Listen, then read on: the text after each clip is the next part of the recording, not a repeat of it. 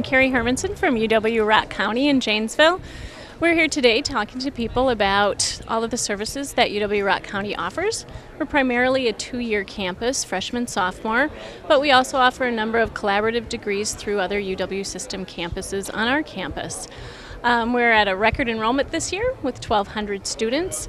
We've been very excited to have so many more Janesville High School students coming directly to us, as well as a number of adult students. We have some displaced workers and a number of people who are entering our engineering and nursing programs.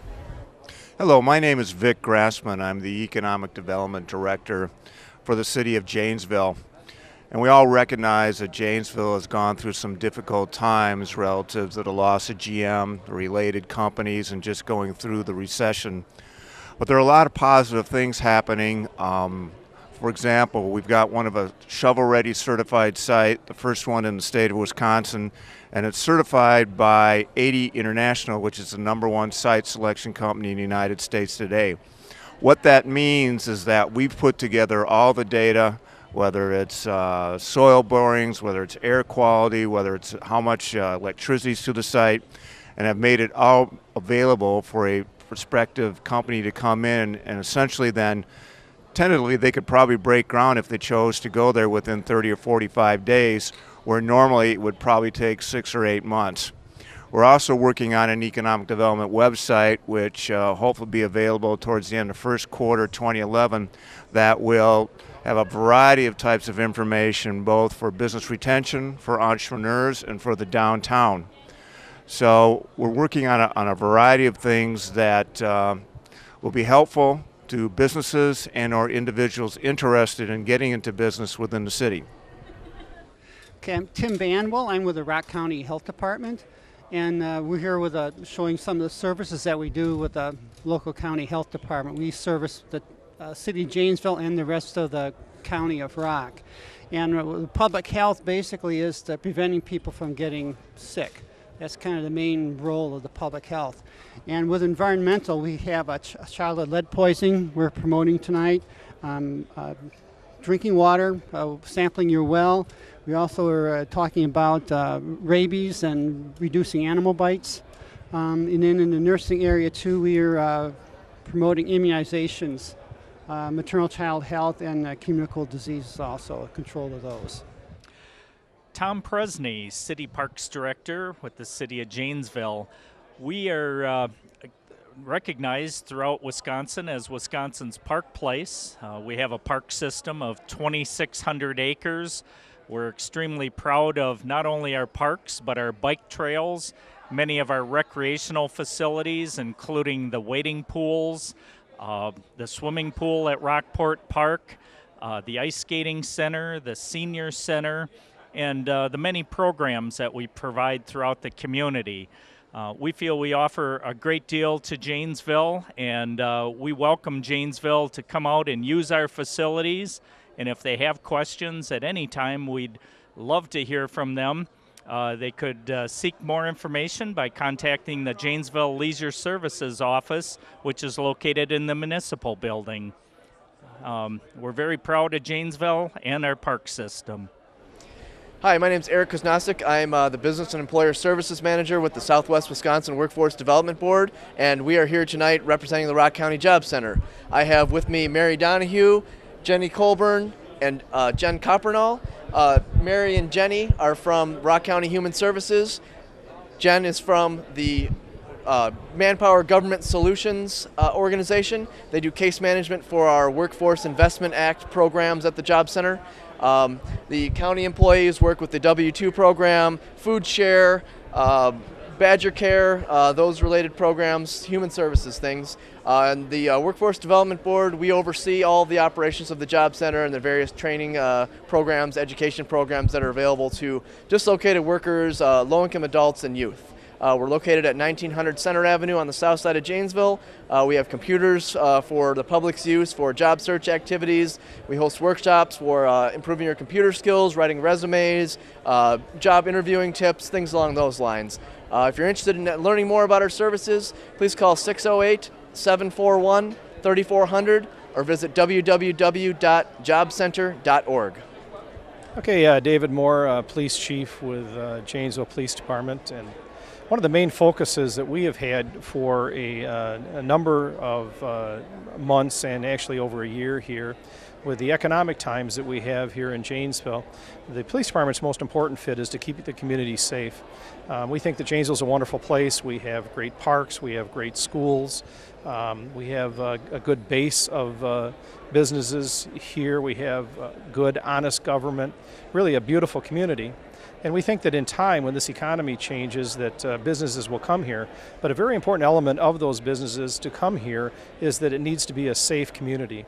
So our officers have been focusing very closely on two neighborhoods, our 4th Ward neighborhood and our Look West neighborhood, because we believe if those two neighborhoods are safe, that our entire community will be judged to be safe. So we've been putting a lot of resources into those neighborhoods, keeping those neighborhoods safe, and in turn the entire community safe. And once again, if we keep our community safe, we think that in time, when this economy turns, businesses will come here. I can tell you another focus that we've had in 2009 is the development of a domestic violence intervention team. And we have a number of officers that have volunteered for this team. And what we found was our officers were doing a very good job investigating domestic violence incidents and arresting the offenders, but then we would leave. And there really wasn't a follow-up piece. And we would certainly share some information when we're on scene, but in the chaos of that moment, we didn't believe that people were really hearing what they should hear, particularly our victims. So what we've done is we have got a group of officers headed up by Sergeant Ann Brophy, and these volunteers go back and visit a domestic violence victim within the first 72 hours after the offense, and they take with them a YWCA advocate. And now in a very more calm environment, we sit down with the victim and talk about the cycle of violence. We talk about options that are open to victims of violence and try and put together a problem-solving strategy with these victims to remove them either from the relationship or remove the violence from the relationship, but really problem-solve what is going on. And in turn, we hand these folks off to the YWCA advocates, and they really give that continuum of care for the victims. This has been very successful. In fact, if you add up all the hours that the officers are putting in, it's about 2 full-time equivalents, but we believe this is money well spent for the safety that it's providing for our victims of domestic violence. Hi, I'm Jennifer Petrozello. I'm the Neighborhood Services Director with the City of Janesville Neighborhood Services Department. Within our department, we do a variety of activities, including property maintenance, rental assistance, housing rehabilitation programs, as well as transit bus service. Some of the more exciting programs we have going on right now include the lead hazard reduction program, where we're able to offer low to moderate income households assistance in reducing lead hazards in their home. And also our neighborhood stabilization program, where we've used federal stimulus money to purchase homes that have gone through foreclosure. We're rehabilitating those homes, and we'll have them available for repurchase shortly, and that's to stabilize the neighborhoods from the impact of the housing crisis. Hi, I'm Tom McDonald with the Janesville City Council, and I'm here at the State of the City address. We really got a good crowd out here tonight. Glad to see so many folks coming out, and I know we still got some time, so I hope a few more will be out here this evening. But I think this is a really great function that we are doing as a city to let people know what's been going on in the city, because as everyone knows, this has been a very tough economy. This has been a tough time for Janesville, been a tough time nationally, and it's something that we definitely need to let people know what's going on, especially in terms of economic development. We saw from the last election that just took place that economic development is a big issue with everyone, and it's been a big issue here in the city as well. So hopefully the city manager tonight, as part of his presentation, will let people know what's going on. And as a random fact, the other big news right now is, don't forget Harry Potter, the 7th one, comes out this weekend. If you go to the 7 o'clock show, you might see me there. Tom McDonald, over and out. Hello, I'm Dave Muma, Transit Director for the City of Janesville. And this is a very important year for the Janesville transit system because in 2011 we will be celebrating the 125th anniversary of public transit service here in the community. The first service began in July of 1886 with a horse-drawn streetcar, and ever since that time there has been some form of public transit. Horse-drawn streetcars, electric trolleys, and buses since 1929 up until the present day. The citizens of Janesville have been able to enjoy reliable, comprehensive public transit service. The service that JTS provides now in the 21st century is a far cry from the type of service that was provided back in the 19th century. We operate 7 regular routes inside the city of Janesville that operate 306 days every year and provide our basic core service. We provide 3 evening routes with buses operating until 10:15 p.m. on weekday evenings, and we provide the Beloit-Janesville Express intercity service that operates between the 2 communities, serving the Rock County Job Center, University of Wisconsin-Rock County, Black Hawk Technical College, and of course everything in the city of Beloit, all weekdays, that is Monday through Fridays, throughout the year. We're also working on an exciting possibility for the future, which would be a commuter service between Janesville through the city of Milton to Whitewater and the University of Wisconsin-Whitewater. We have completed a planning study, and that's now being considered by the administration and the student government at UW-Whitewater as to whether they would fund that service for the future. If the service were to go ahead, the earliest that it would begin would be the fall of 2011. Beyond the actual service, the other big project that we have in JTS's future is a new operations and maintenance facility to replace the building that we're currently located in at 900 North Parker Drive, which has been a city facility since 1960.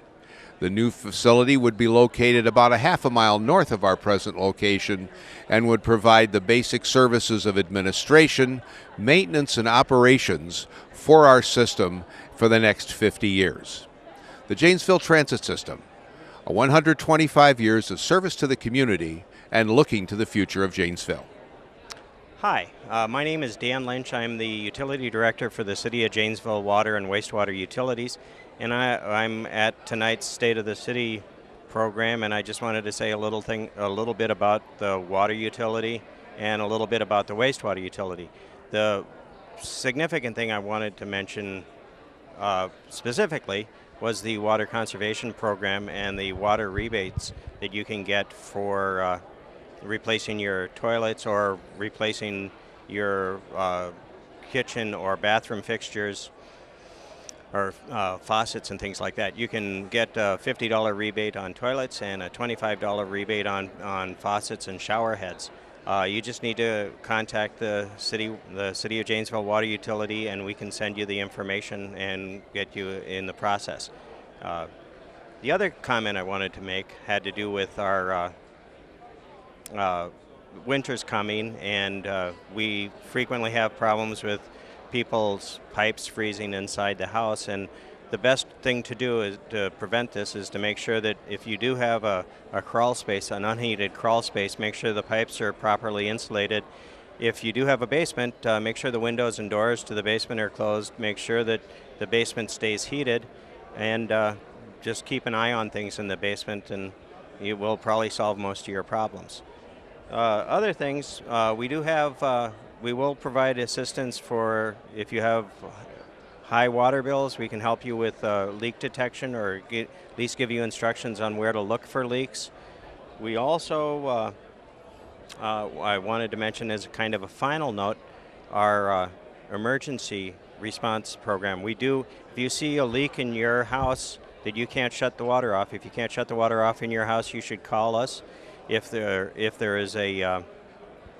you see a leak or a water ponding in the street or in front of your house, you should give us a call, and we can get out there and appraise the situation and get the leak repaired if it's in the public part of the system. So thank you, and let me know if you need anything else. Give us a call. We'll be happy to help.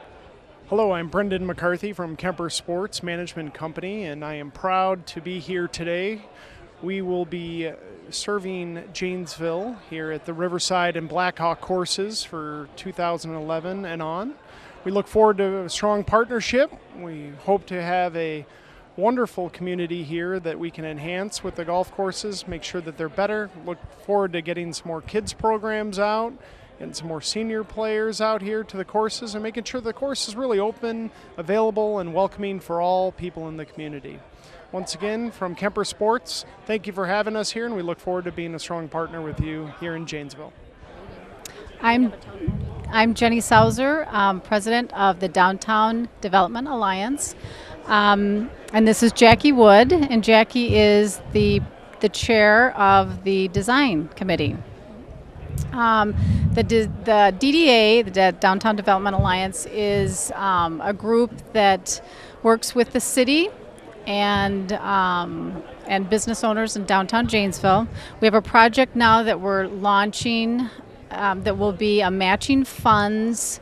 It will be a grant of about $30,000 and then a matching fund of $30,000 from private. That people will be able to apply for either a facade or improvement on their building. So that's one of our big projects. And we also have a meeting that will be December 1st, and it will be held at M&I Bank, 5:30. And we'll have probably some applications with that program, and then also two-way streets. The meeting is going to be a lot on the two-way streets, so we invite you to come and hear about that. The primary purpose of the event, as we saw it, was that you would have the opportunity to meet with different departments within the city. You'd have the opportunity individually to meet with the council if you wanted to, and you'd have the opportunity individually to meet with some of our partner agencies. We had limited booth space or table space, so we offered it to first come, first serve, and so you have several partner agencies as well as city departments that if you have specific concerns or if you have specific issues you'd like to address, that you'd be able to meet one-on-one with them, and we thought this would be a great opportunity for individuals. The second priority was for me to sort of outline issues that are going on in the city and how we're trying to address some of the issues, and also highlight what some of the departments are doing, both in the past year as well as in the coming year, as far as trying to move the city forward. So, and finally, I just saw the superintendent, and I'm not sure where she's at. Oh, there she is. And I want to thank the school district for all the work they've done with the city and providing this facility. It's a great facility. It's the first time I've been here since, I think, the renovation, and so I think this is an outstanding facility, so we appreciate the opportunity to be able to use it. Thank you very much. So I'll go ahead and start, and what I'm looking at is how are we moving into 2011? And the first thing that we're looking at as a city, or what I'm going to be looking at in the presentation, is the 4 key challenges that we have identified, or that I've identified in my job in reporting to the City Council. As everyone in this room knows, General Motors closed in 2008, and then at the same time as the General Motors closing, there was an economic downturn nationally. The combination of the two created a lot of extreme challenges for us here in Janesville. We've been working here at the city level to attract and grow new jobs. The way we've been working to do that is through a partnership with the region, with other cities in the region, with a group called Rock County 5.0, and with Forward Janesville. We've been working hard, and we've continued to work. We've tried to create different incentive programs to help companies that are currently here, to help them expand, as well as trying to attract new, smaller companies to Janesville. This has been a long process, and you may not have seen all the results yet, but we're hoping that you'll start to see results soon as we move into 2011. Secondly, we're trying to diversify the economy.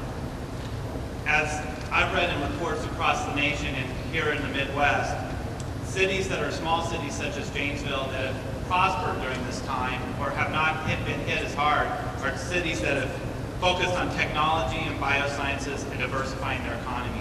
And that's one thing that we're trying to do in the city of Janesville. With the economic downturn, we're trying to start to turn and to diversify our economy, and those are 2 areas we're looking at as far as diversification. One of those examples is we just got a grant from EDA, which is a federal agency, for a new incubator project, and we see that as one element of trying to help move the economy forward. The second critical challenge has been the budget. As many of you are aware, because of the economy, it hits each and every household and each and every business, and so that creates a property tax burden, which a lot of people are having a struggle to meet.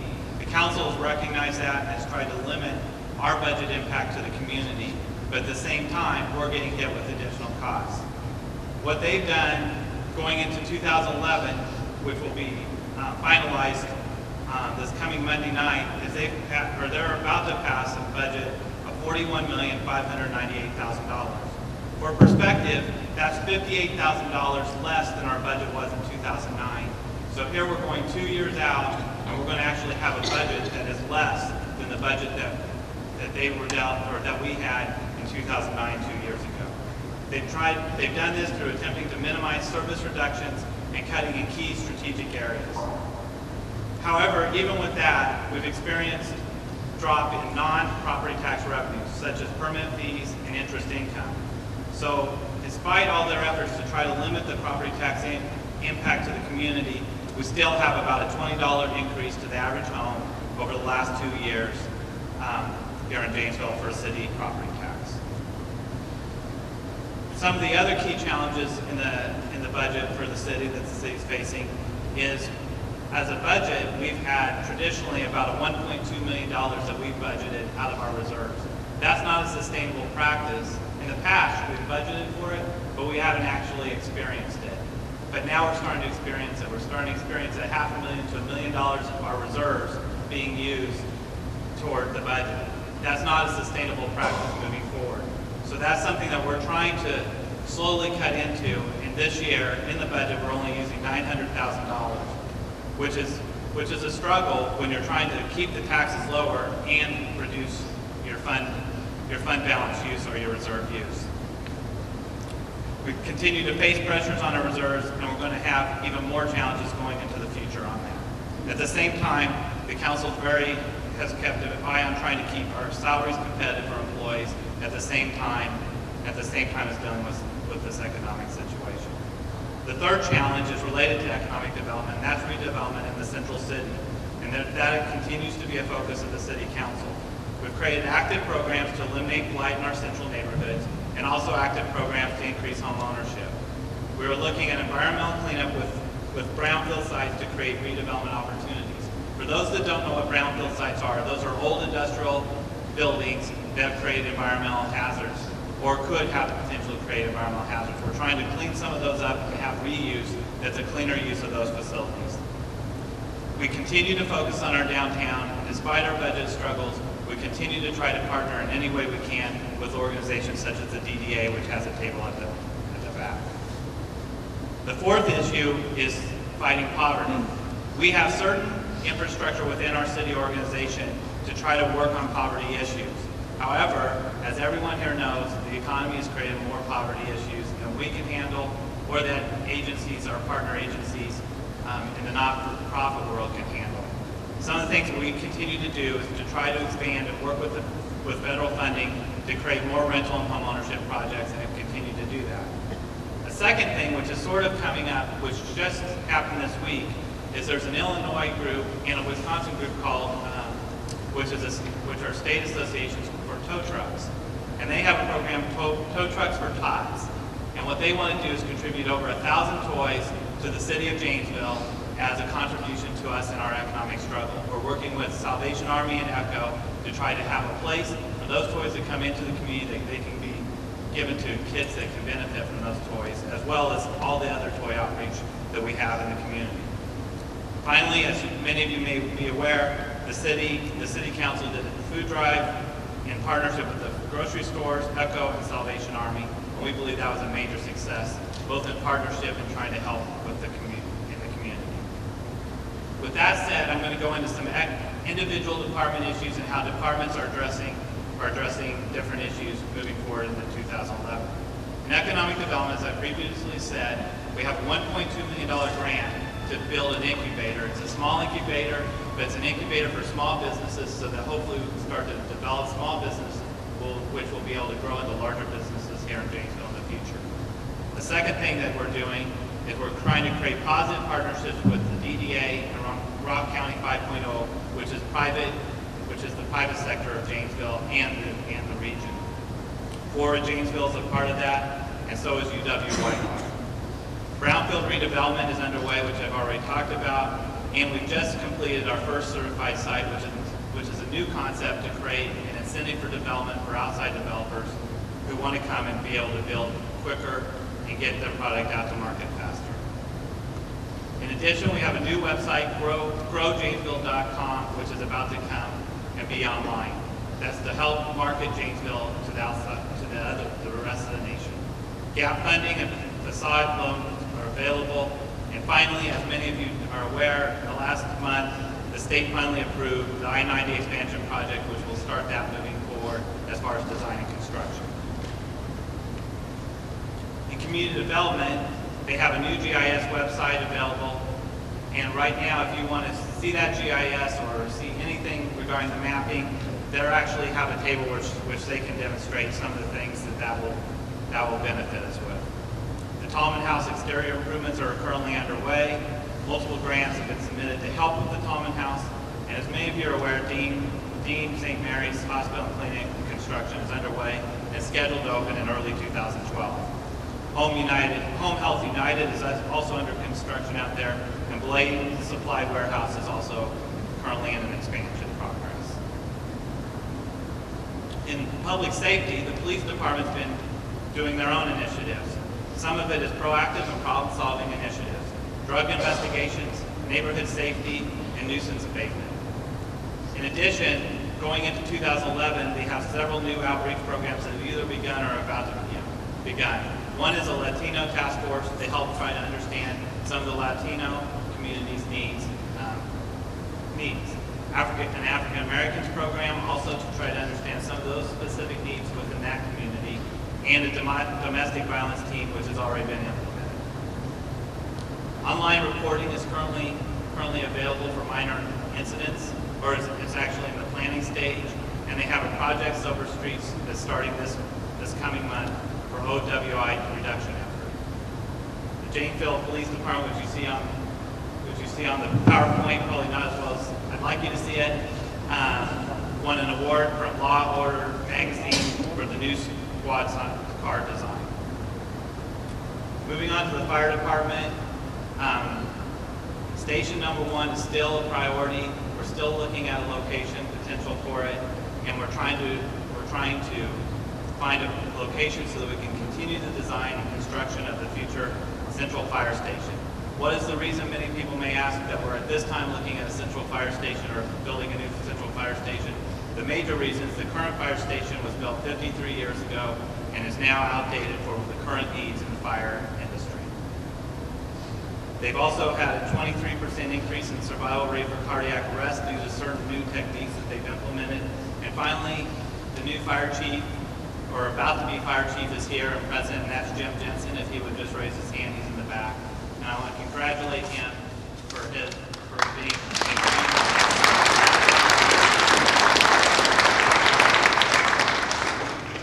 Moving on to neighborhood services. Neighborhood services is a small department, but they've been an extremely busy department since I've been city manager. The Stimulus Act that you've all heard about had the major department that's implemented many of the programs that came out of the Stimulus Act has been our neighborhood services department. Some of the things they've done is a neighborhood stabilization program, purchasing 7 foreclosed homes for rehabilitation, and 5 homes will be demolished. They have also a buy, rehab, resale program currently underway, and we're about to sell our first rehab home this month. They have a proactive nuisance inspections that's currently underway, and for those that have been here for a long time, we used to be not as proactive on nuisance inspections, but the council really had that as a driving priority, and I believe neighborhood services has fulfilled that as a priority within the department. Home buyer workshops and home ownership and rehab loans continue to be available. They've also had some successful partnerships with the Neighborhood Action Team. A community garden and the Neighborhood Action Team also has a Yard of the Month program to recognize homeowners to show beauty and aesthetics within our neighborhoods. Public Works, moving on to Public Works, we have a treatment plant renovation underway that started about a year ago. In addition, they have pharmaceutical collections that are currently available, and they have a thermometer exchange program to reduce mercury. Finally, the gas line, in a different area, the gas line pipeline project, which has impacted a lot of the community, or a portion of the community, is substantially complete at this time. Public Works has received over $3.4 million in stimulus funding for bridge and street improvements in the last year. We've also completed a parking garage in the downtown area and the Ruger Avenue reconstruction bridge project. Currently, some people have had concerns about Jackson Street and the safety of Jackson Street Bridge. The Jackson Street Bridge is safe, but we do have a grant submitted to try to do a reconstruction project on that particular bridge. Trash collection fees are about to begin, and while we understand that those are not very popular, to put in perspective, what we're trying to do is put a trash collection fee in of $10 per quarter, or that's what's been approved. To give you a comparison, Beloit, which is our neighbor, has a current fee of $13 a month or $39 a quarter. So we're about 25% of the fee. What we're implementing is about 25% of the fee that residents of Beloit currently pay. River Street redesign and reconstruction is planned for 2012 using federal funds. Moving on to the library, they've had in the last year almost 800,000 visitors and have circulated over $1 million items for books and other items.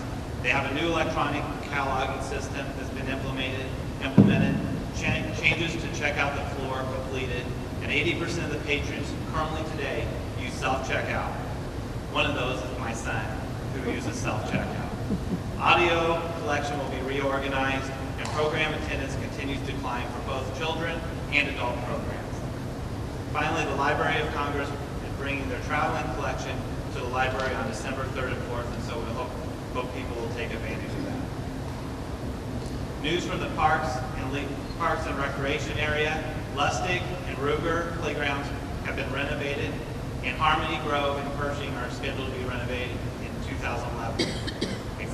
They are currently examining surplus parkland to see if there is any surplus parkland that we should be getting rid of due to the economic strain on our Parks Department.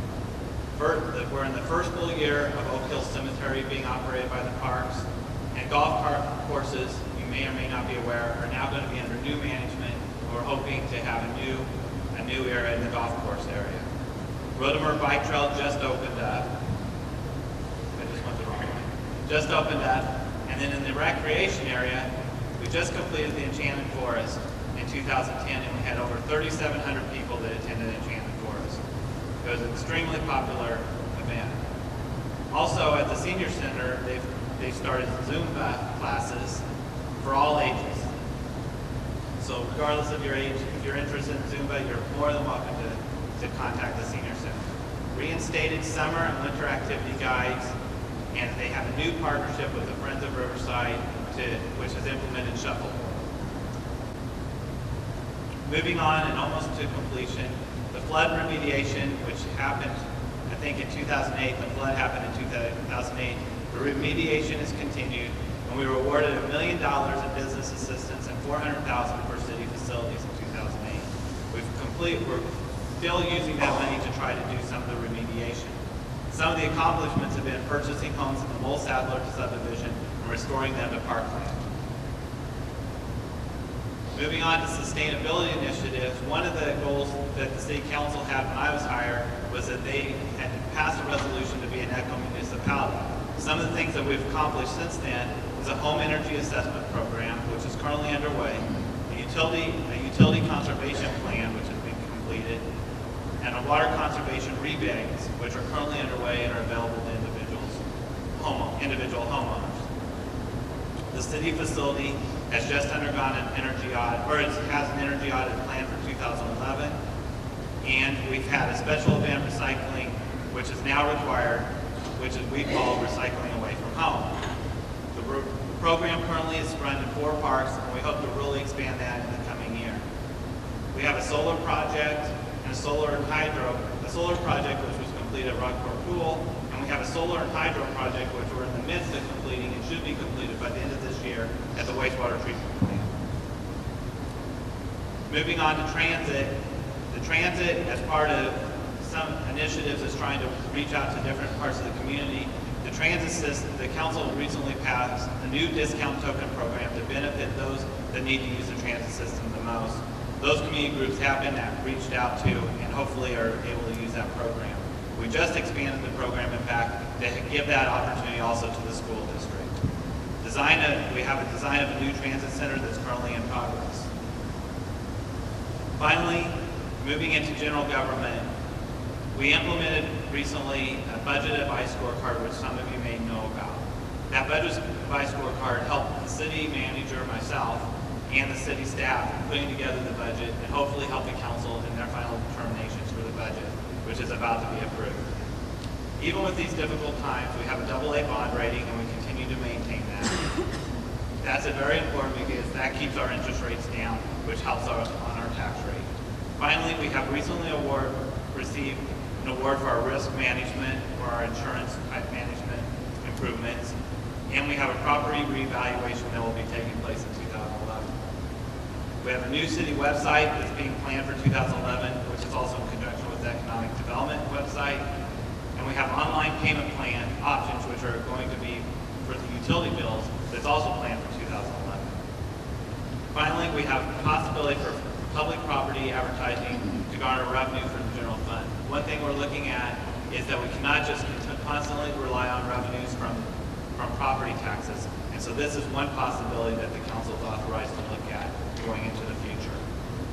Finally, and to complete the presentation, I just want to make all of you here aware that we have a final budget hearing on November 22nd. And if you have final comments on that, you're more than welcome to come to the council meeting at 7 p.m. on November 22nd. With that said, I'm open to just a few questions because, again, the priority of this is to allow for you to be able to individually interact with the council members and all the different partnering agencies and city departments. But I am open to a few questions if anyone has a general question that I can answer. Yes? Why aren't we retrofitting all our dams? Can you step up to the mic? That would be helpful. Why aren't we retrofitting all of our dams to hydroelectric facilities like the one on the Mississippi River? We could be powering our cities for free. Well, that's something we can look at. We haven't looked at that issue, but that is something we can look at. And also, what's it called? So you can move your boats back up, lock and dock system. So fish can go upriver and your boats can go upriver. That one might be more complicated for us. That might be more of a state issue, but the hydro is something we can look at. We could be powering all of our businesses for free, and the energy company would have to pay us back. Any other questions or comments? And if there are none, I don't know if anyone from the council has. Why aren't we doing partnershiping with Oshkosh and building military vehicles on the gym? Oh, with Oshkosh? Yes. We have looked at those types of opportunities. It just hasn't come to fruition. If we're all on the same team, it would be advantageous for us to go for a DOD contract. It's 20% of our budget for our nation every year. Right. And with Accudyne, I mean, we used to be a city of, helping the world out. But it seems like we're always in one. Why don't we tap into the DOD? Okay. Any other questions or thoughts? And with that, I want to thank again the City Council for being here, and in particular, want to thank each and every one of you for coming. And hopefully, you'll be able to get useful information or have useful conversations with any of our partnering agencies or with any departments that have booths here or tables here. Thank you, and hopefully, you give us comments at the end whether this was a useful event or not for you.